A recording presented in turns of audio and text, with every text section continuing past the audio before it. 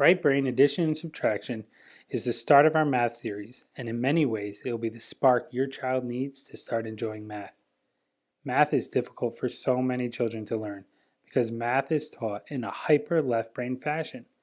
Given that roughly 66% of children prefer a right brain approach to learning, it's no wonder that math seems too hard or boring for them. The hallmark of a left brain approach is memorization of facts and procedures.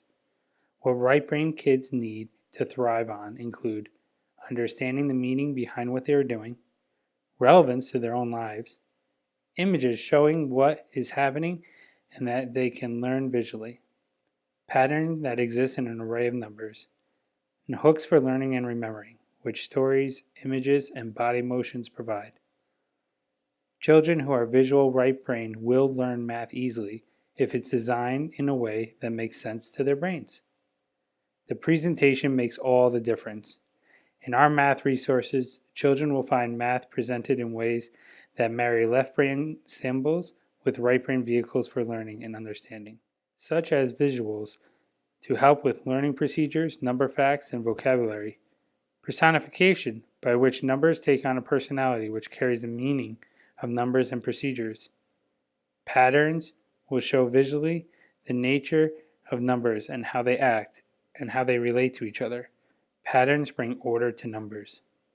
Stories will show students the meaning behind what they are doing and will make learning unforgettable and personal. Body motion is another powerful way math meanings is carried to the brain. Right brain addition and subtraction contains all these elements and much more. Sarah has designed visual systems for learning addition and subtraction. Here are a few examples of the many amazing visuals and patterns that are taught in the book. First, let's look at learning to count and recognizing numbers on sight. The numbers in this image have a personality and an image. For example, 8 is a snowman, while 6 is a unicycle. They're arranged in rows of 5. Consider all the application of units of 5. They relate directly to telling time in 5-minute increments, to counting money, and most importantly, to the number of fingers on a child's hand. When numbers are placed in a row of 5, a pattern also appears. Let's look at the numbers again. Now look to the third column, starting with the number 3. Do you see the pattern? 3, then 8, then 13, then 18. What's next? 23. Let's also look at the shape of a 3 and an 8. A 3 is just like an 8 with one side cut off. The pattern and similarities are in every column. Now look at the 4 and 9, and you will see. They look a lot more familiar than you thought. When we look at the map of Stony Brook, many patterns emerge which children can study, and which make it easy for them to learn and remember facts to 10 visually. This map contains all the facts to 10, both addition and subtraction. Addition and subtraction is set in Stony Brook, a place where children will want to visit. Stony Brook is our math village where your students become property managers.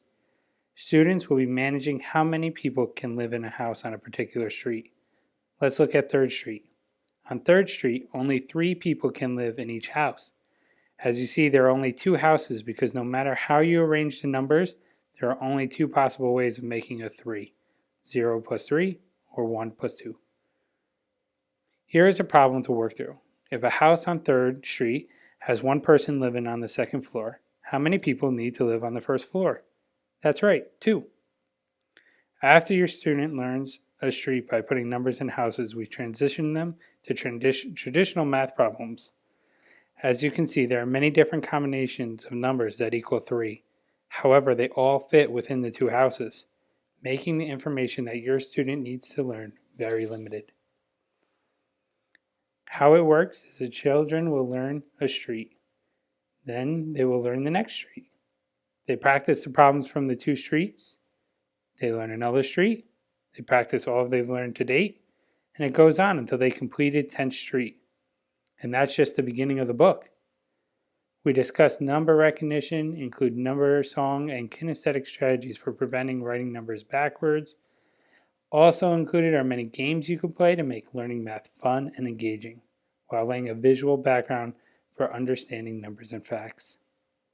Right brain addition and subtraction contains over 70 reproducible pages, including a full-colored numbers to 20, full-colored map of Stony Brook Village, houses and numbers templates, student worksheets, tracking charts for monitoring knowledge of facts, and answer keys. Pick up your copy today and light the spark for your child to enjoy math.